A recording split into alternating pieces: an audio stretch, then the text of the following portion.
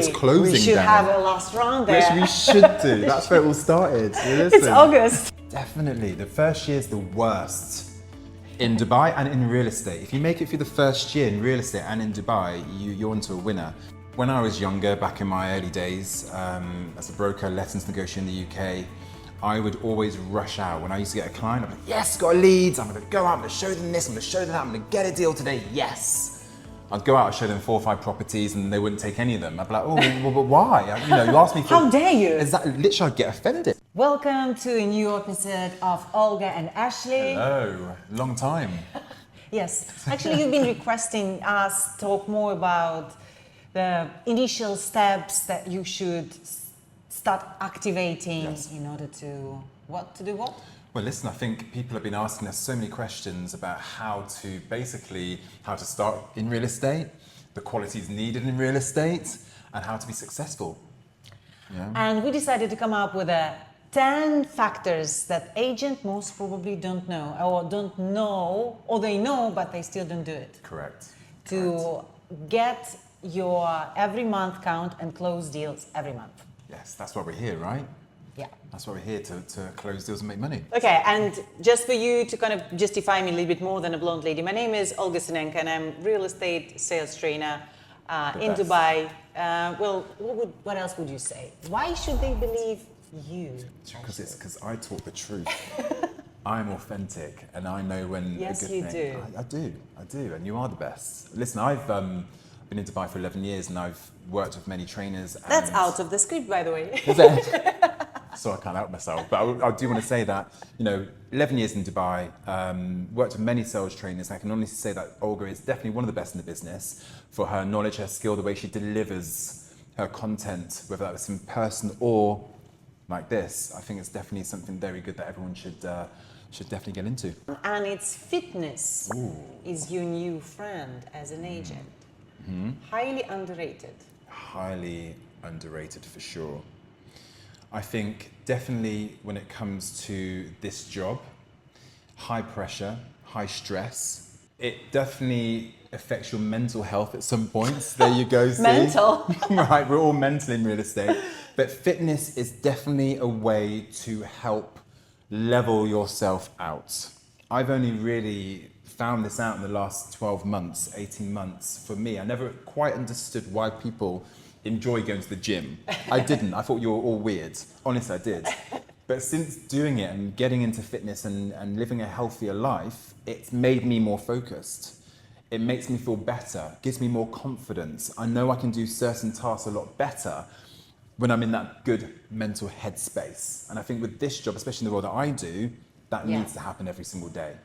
I actually did a post on my Instagram about this the other day, about how, having a high pressure career and health and fitness is a must. I think everybody should have this in their life because you don't know what you're missing. So, gym at least 4 times a day. Oh, I would love to, I'd love if I could go 4 times a day. Okay, so let's, as I say, 3 times a week. Is it fine? I mean, I definitely try to go at least 4 times a week, 4 to 5 times a week.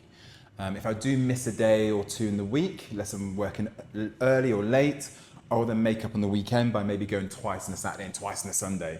So I try and make up the days. I'm not sure how the fitness influencer is going to agree with you. It's just like, oh, don't do that. Yeah, exactly. Just for my own self, though, knowing that I've hit my quota, I'll try and make up. And then we're just going to click the other boring one. Now it's a big topic for everyone. Before it was, you just need 4 hours of sleep. And now it's just like, no, you have to sleep 8 hours. It's a definite productivity. Being a little bit more than 40, yes, we could say that it actually affects the way you look at people. Regardless, it's your agent, it's your clients, so the way true. you look at them. If you had a bad night. So what do you think about alcohol, Ashley? Oh, okay, so let's put it this way. What you used to think about alcohol compared to what you think now? Do you know what? I used to be able to go out on the weeknight, have a few drinks, and then be able to go on minimal sleep, get up and be on top of my game and close deals and be great. I now, being in my 40s, have to sniff a wine bottle and I'll get an instant hangover the next day. So my relationship with alcohol has completely changed, and I very rarely Not in drink. a good way. Not in a good way. But also in a good way, because I don't really drink anymore because I just don't like the way it makes me feel. I actually don't really like the taste that much anymore. Yeah. And I know it affects my work. So for me, kind of very special occasions, I will have a little bit of a tipple. Yeah, What about you? I would say I kind of still feel that I like drinking. However, I haven't been properly drunk. I mean, we're not gonna talk about that one, right? Oh yeah, true. That's for another time. That's another.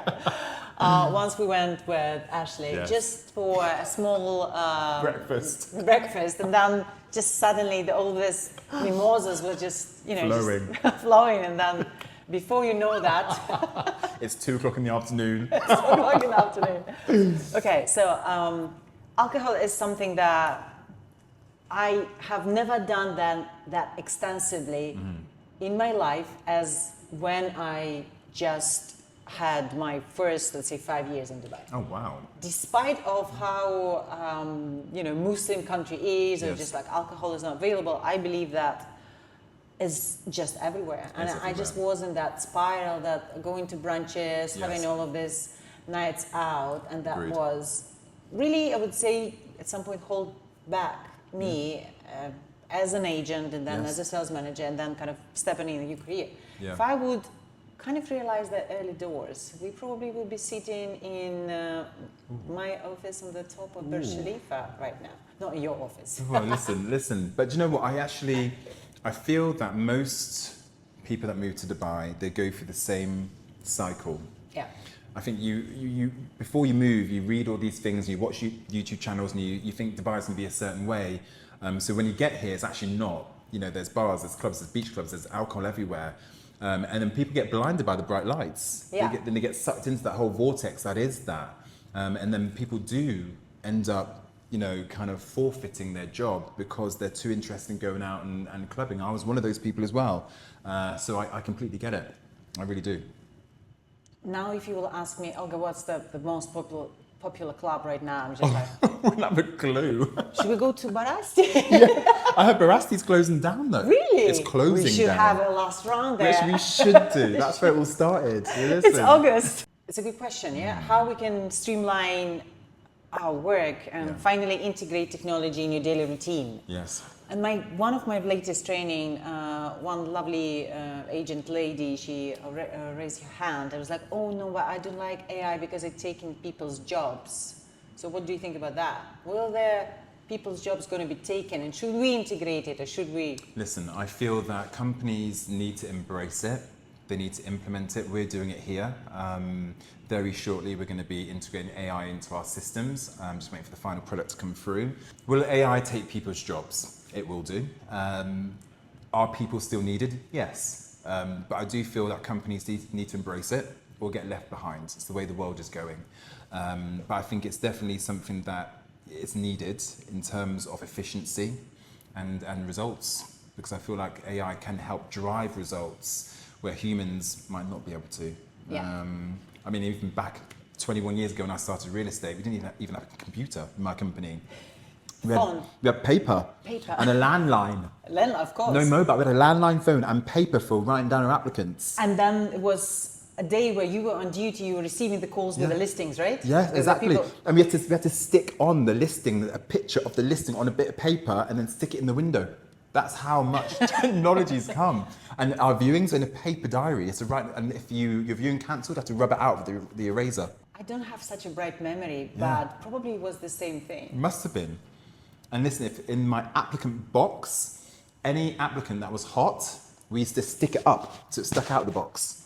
And that's how we knew we had hot applicants.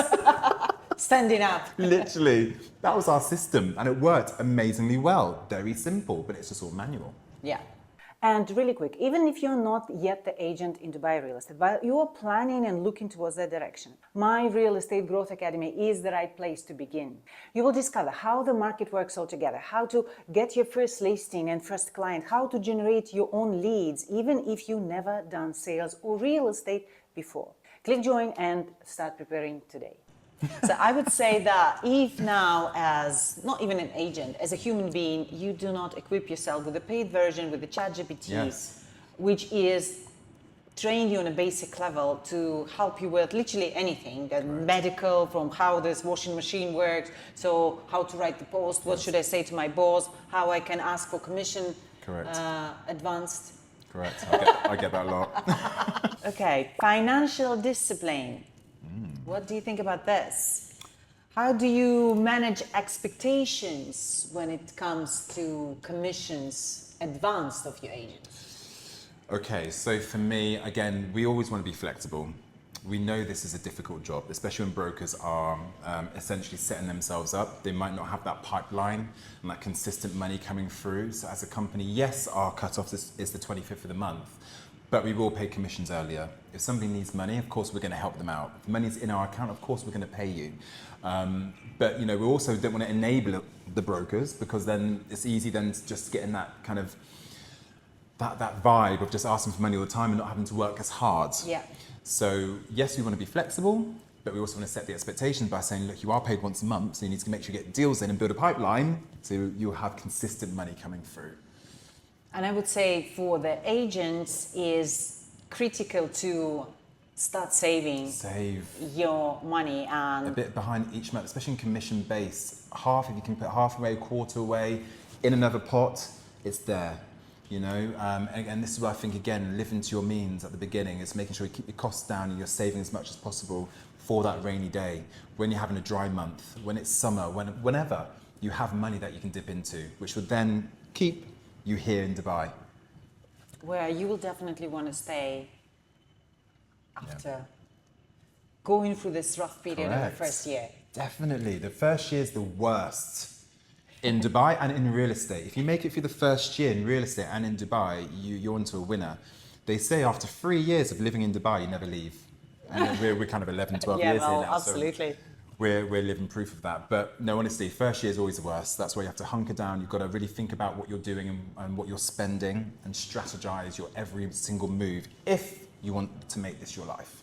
And we are coming to the last last factor, which is kind of a skill as well. Yeah. So instead of, and I put it in a funny way, instead of watching Netflix, how about you gonna assess yourself every quarter at least and kind of understand which skills or knowledge are currently missing for you to become a millionaire. And from this point, I have a question for you. What's the question?